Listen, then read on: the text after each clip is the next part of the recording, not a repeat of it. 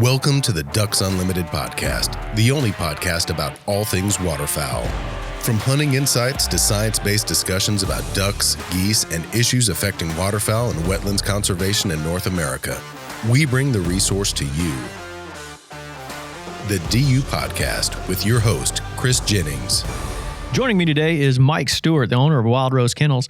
And Mike and I have been talking back and forth quite a bit about different retriever training tactics and tips. And one thing that we have both agreed on is introductions and introducing your dog to the various aspects of waterfowl hunting.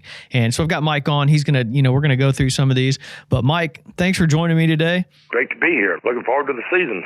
Yeah, absolutely. But as we do look forward to the season, there's one thing that a lot of retriever trainers out there miss the mark on a few different things. If they know, let's say they know they're going to hunt in a specific type of scenario or hunt out of a specific blind or a boat, are they introducing these aspects in the right way? And that's what I kind of wanted you to talk about. And we can even start out with, let's say, some scenarios that you've had where you kind of mentioned where you've had DUTV, where you've had to ask them, hey, what are you guys hunting out of so I can teach the dog how to do this? I'll be glad to start with that one because it goes back to 2001 when we were taking Deke and he was a Drake and he was a young dog. Mark Pierce was hunting most of the time, and I'd be down training, but we'd have a show coming up, and I'd say, okay, where are you going to go? What's you going to do? What conditions you going to be hunting in? And I would train to those aspects. We've had a saying in the Wildrose way, the methodology of training, the first time your dog experiences something should not be opening day at sunrise. Yeah. The dogs learn through progression, repetition, and consistency. So you have to introduce some of these variables, and we call them the introductions. Why don't we just call them those? But well before the hunt. Well before your dog, the first time of the season. Listen, you get invited on a bird hunt and your dog has never seen pointers running in front of them. He's going to want to join the race.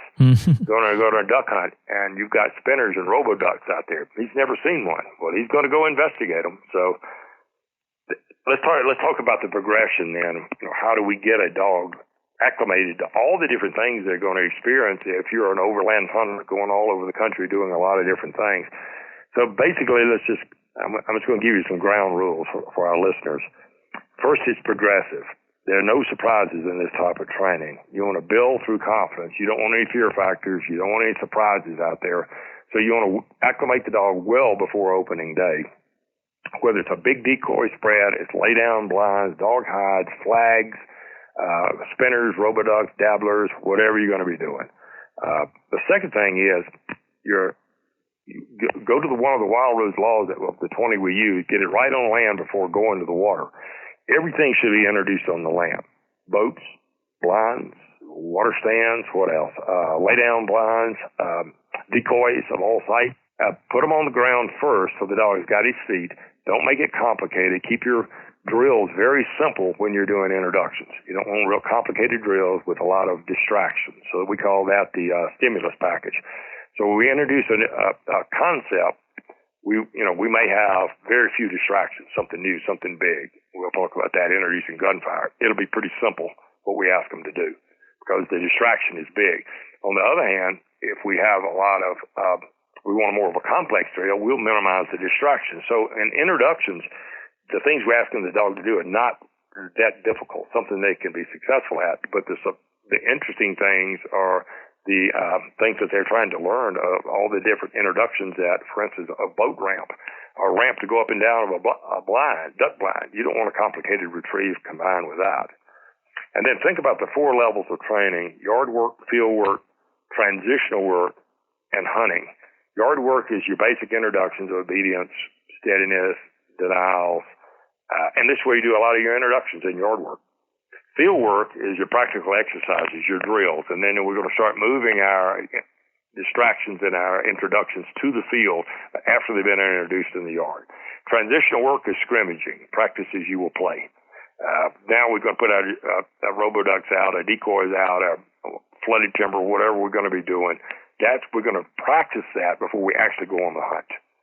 You don't want the first time the dog sees this is opening day. And sunrise, like I said. Yeah, no, and I can very much relate to this. And before I moved to Memphis in 2007, I had a retriever, and I lived in Indiana and I hunted all the time with this retriever. But we hunted, out of a boat, or we hunted like up on land with like a small temporary blind, or, and then when I moved here, the scenarios changed so much. I didn't have a 4-wheeler. Or I come down here and everybody's got a 4-wheeler. And it really, I never hunted with anyone with a 4-wheeler. And all of a sudden, there's 10 4-wheelers driving around in the field, and my dog is really kind of panicky, kind of freaked out. So this is a very good discussion as far as introducing everything about waterfowling, the everything from the blinds to the even the 4-wheelers. Like I said, there's ways to introduce this as you tie it into your training. But one quick introduction that I wanted to discuss with you,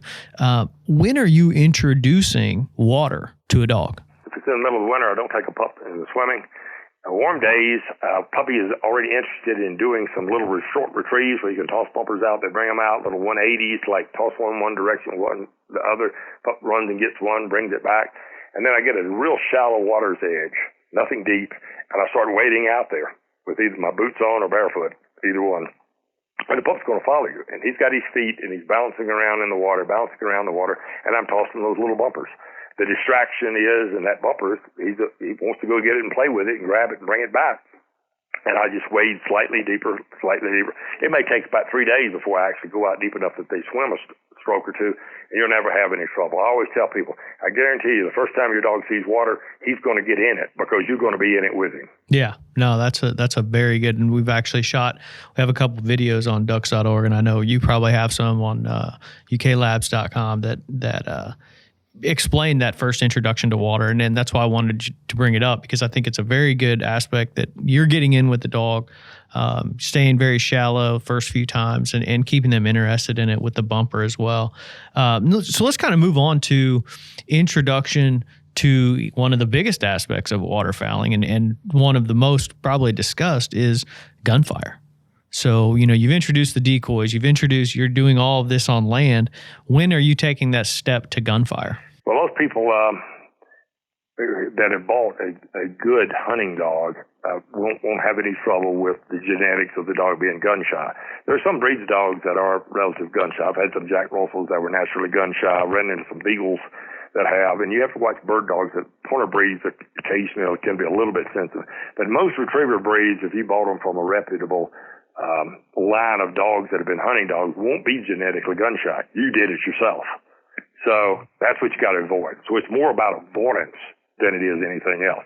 So let's talk about the ounce of prevention here. Never take a dog to a shooting range as a pup to see if he's going to be gun shy or get him acclimated. I call that displacement. The puppy usually does not show any signs of gun shyness at 4 or 5 months old, but he will at 8. It transfers some way, and I don't know why, but it is very, very likely that it's going to show up at 8 months old, not at 4 months old. I've seen that many times. The second thing is, keep them away from firecrackers and noises like that.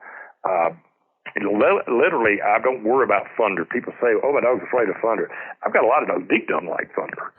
But he's a heck of a hunting dog. I mean, there's no doubt about that. So don't worry about things like thunder if that's a problem. But firecrackers are a quick way to gun shy a dog. And another one is a handheld launcher. That the crack of the firecracker, the crack of the 22 blank is far worse than the shotgun. Mm-hmm. So the fastest way to gun shy a dog is fire a launcher over their head. The third thing to do is stay away from testing the puppy.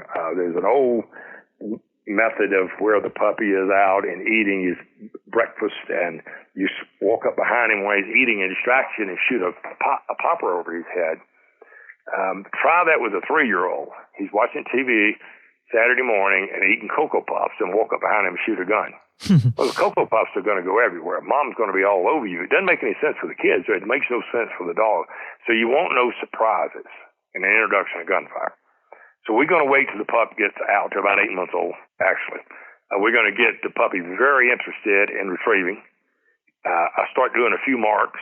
He's already been through hole conditioning. He's bringing those marks back and giving them to me. I'm sitting down low with the pup, and I'm going to put the gun forward, and there's not going to be any sign of a shotgun or any long gun. it should be a popper pistol in a bag or your hunting coat that just goes pop, a real dull sound, and while the bumper is in the air. The bumper should be in mid-range. Puppies focused on that bumper and will not pay any attention to that pop over there. Watch your dog. If he does, you stop what you're doing. You got to read the dog. But some people take a long gun out, and the dog gets gun shy. And the dog we can get the dog over gun shot. So we're trying to get the dog over the shot, but he's still afraid of the sight of the gun. So don't introduce your dog with a gun out in the field to start off with. It should be a popper where he doesn't see anything but the bumper. Yeah, and that's something that's tough to come back from. Once you make that mistake, it's a tough thing to overcome for most people, I would imagine. Well, the shot is out in the field. The guy that's throwing the bumper, the gal that's throwing the bumper, you walk the dog closer and closer and closer to you. I mean, the gun closer and closer. The dog's sitting still. He brings it back to you. The guy moves in. Guy brings it back to you, the guy moves in. Do it 4 or 5 times during the day. Every other bumper, you walk out there and get it yourself, so you're not teaching your dog to break on the shot. You want to maybe have another lure dog there, an older dog, 4, 5, 6 years old, that's real steady, that's real calm, and he gets a few of those retrievers. The pup's going to see him and copy him. Well, he's not afraid. That's pack mentality. We use a lot of pack mentality in our training, especially with fear factors and introductions. The older dog is calm. What should I be afraid of? Dogs will really copy that well. So don't throw too many of them, and then we're going to move back out to the field and start over again. He said, okay, the guy's standing right by you now with the popper. Popper goes off, no sign. Then we're going to go out, take the popper out of the bag, and so you get a louder crack. Then we're going to move to a 410. As they move it, we move it each time they move it. Each time they move it closer, closer, closer, closer. 20 gauge, closer, closer, closer. 12 gauge, closer, closer, and then multiple shots, bang, bang, and where they get used to double shots, and slowly move those in. It's going to take several weeks. It's going to take several weeks to do, so it's progressive, and you won't have a gunshot dog. And that's kind of one of the things that, as part of your 20 rules that you have, make hay slowly, basically, so it's a progression. This may take 2 or 3 weeks. That's something that I think a lot of at-home trainers or, people who are trying to get into that, they tend to rush everything a little bit. And gunfire is something that the introduction to gunfire is definitely something that you probably don't want to rush, I could imagine. And even worse than that, they test. I want to test to see if my dog's gun shy. Mm-hmm. And they shoot right over the dog's head. Well, yep, he is. Yeah. And then then what happens is, and they're violating another Wildrose law, they recognize the dog scoots under the four-wheeler. You mentioned that, under the car, takes off to the house. Oh, I've got to get him over this. Well, you think that in teaching a child, you do it several times. They say, oh, it's okay. But what happens every time you shoot and the dog shows a fear, you're entrenching that fear. Mm-hmm. Every time you do it, it's going to be much more difficult to get the dog over it.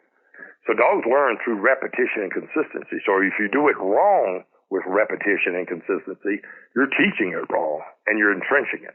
Yeah. So stop. Stop doing it wrong. Stop. Yeah. You see the dog react twice. Don't do it again. Back up.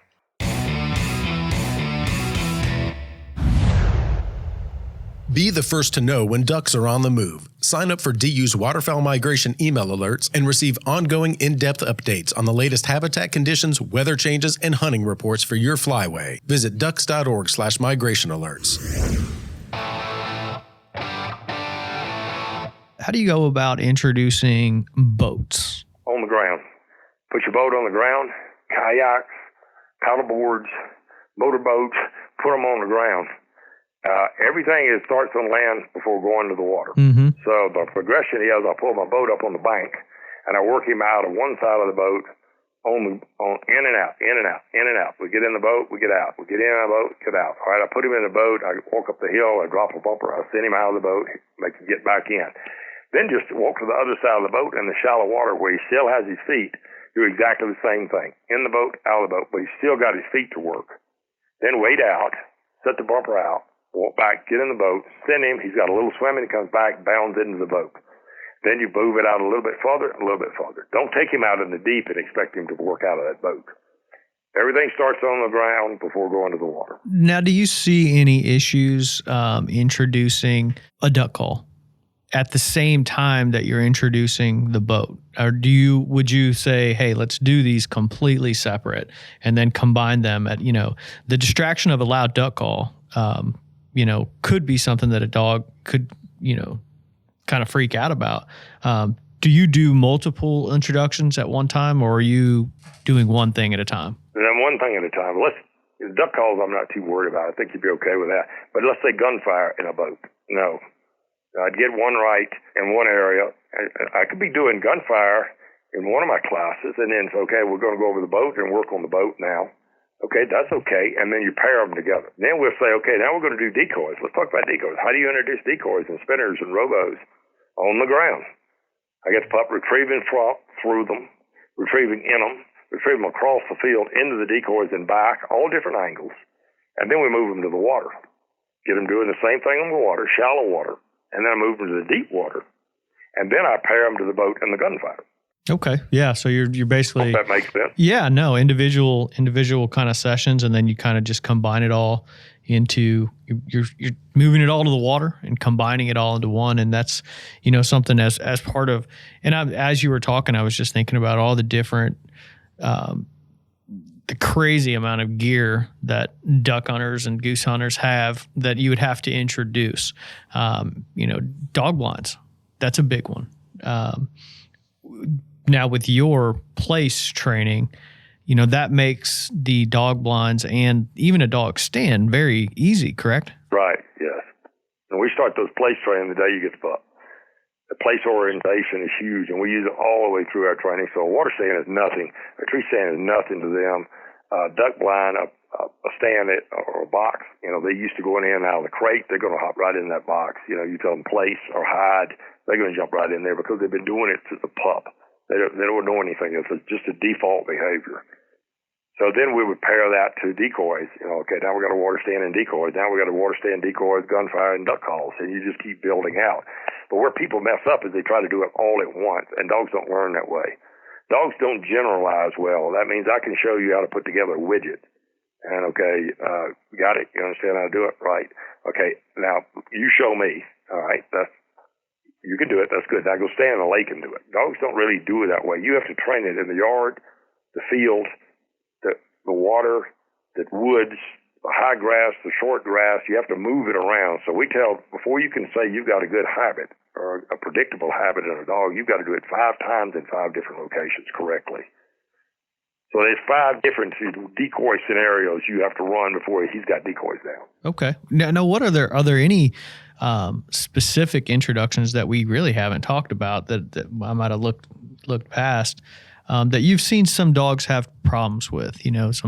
Maybe somebody's brought you dogs like, hey man, I just can't get this dog to get in a dog blind that's next to a layout blind. That sometimes the dog wants to look out and wants to be in the layout blind rather than being like a dog blind. They want to get out and watch the birds instead of staying in the house. Another one that is that we've done a lot of work with at all 3 of our kennels in Hillsborough, North Carolina, Dallas, Texas, and Oxford, Mississippi, is really agility training. Because I've gone to some duck blinds that are monstrous blinds. They have ramps and turns and crooks and all kinds of things that the dog has to swim to another location, come up one ramp, come up another ramp. So we teach the dogs a lot of agility, going up ramps, through tunnels, over things, under things. Each of our locations, we have a whole agility course. And I think that's missing a lot of times in some of the hunting programs is how to go under a fence and how to go over a fence, how to go through a fence. Mm-hmm. We practice all 3. Then we've got ramps. The pup has to go up the ramp, and he got to go down the ramp, and he's got to retrieve up the ramp. And then we've got some ramps that turn, that go and have a turn and go up another level. So the bend into the ramp works to work from so many elevated positions. We have a tower they actually work. One of our locations has a tower. That thing is 10, 12 foot off the ground. And they have to retrieve it from that. And so when you hit you, it's really funny. When you hit your whistle, the dog doesn't look up. He turns around, looks around, he's looking for you on the ground. He's never been taught to look up. Mm-hmm. Yeah, that's funny. The thing about the water has gone down and you're on top of a duck blind trying to handle your dog versus in a pit. Yeah. You're chest high. So all those kinds of things you have to think about, agility, and the average guy says, well, I don't have all that stuff. Well, go down to the dog park or the kids' playground in the neighborhood, and there's all kinds of agility down there. Yeah. Seesaws and ramps and things to run through and boards to walk. You can teach a lot of agility just in your neighborhood. Yeah, and a lot of these introductions, like you'd mentioned, where you're doing the kayak and the agility type training comes in handy during the off season as well, because I know you do the adventure training, and we're only duck hunting for 60 days. Well, there are longer seasons in other places of the country, but here in the Mississippi Flyway, we're only hunting for 60 days. The rest of the year, there's opportunities to do things. And I know you've touched on your adventure training several times, but, I always find that to be interesting because it's all part of the training package. It's all part of the introductions, and you are introducing dogs to multiple things through the Adventure Dog program. Can you kind of talk about some of the cool things that you've done with dogs where you're introducing them to things that you never thought of? Well, sure. We developed 14 different skill sets in 2007 for dogs that are adventure dogs. We finding a lot of people coming back to the sporting life, outdoor lifestyle, but they don't really hunt. So we started saying, okay, how can we reach this market of outdoor enthusiasts that would love to have a companion on the trail and, doing a lot of things with them that were completely controllable. So we developed 14 different skill sets, and they range from hiking to mountain biking to aircraft to equestrian and paddle boards, kayaking. Well, what's the difference in a kayak and a lay-down blind? They've got to lay still in it, or a pirogue boat. Watercraft, aircraft has paid huge dividends on some of our clients hunting in Alaska. They want those dogs to swim out, get up on the float plane, and pop up in there. We train them to do that. So this is great training for all season. Keeps the dogs in great shape. Mental conditioning is sharp. Their body condition is great. They're not overweight. They're out doing things. They're on the trail, riding in ATVs, jeeping. There's all kinds of things that we've done. And people can earn titles. One is trail rated. The second one is Adventure Dog certified. And the third one is a master trucker. And there's all kinds of things the family can do. It gets the families out. It gets the kids out working the dogs as well, not just dad. And mom wants to go hiking. She's a runner. We see that a lot. Kids want to go out biking and rollerblading. That's great. Another interesting thing from yours and my aspect of building the hunting market is that many of the guys and ladies that got into Adventure Dog have flipped into hunting now. Mm-hmm. They started taking shooting lessons. They started traveling with us, and they've been pheasant hunting, and they now duck hunt. And I have a whole stream of guys and ladies now that are avid wing shooters that started with Adventure Dogs.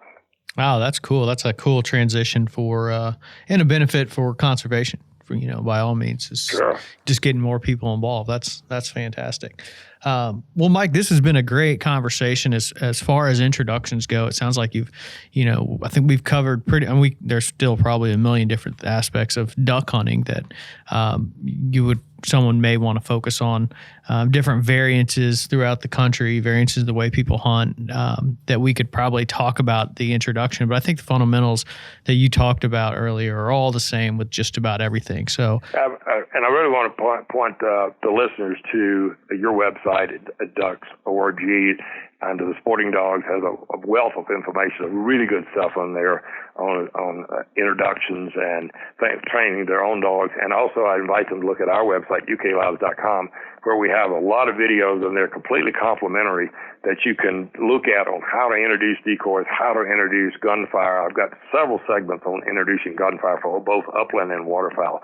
So I hope they'll take a look at that as well for more information.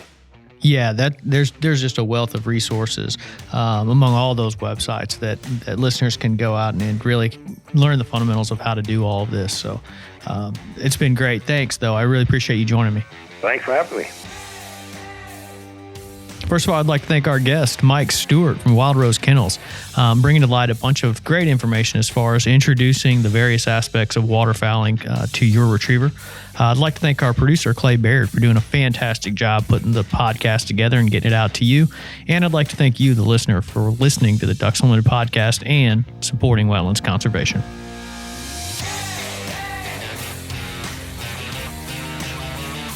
Thank you for listening to this episode of the DU Podcast. Be sure to rate, review, and subscribe to the show and visit www.ducks.org/DU Podcast for resources based on today's topics, as well as access to more episodes. Opinions expressed by guests do not necessarily reflect those of Ducks Unlimited. Until next time, stay tuned to the Ducks.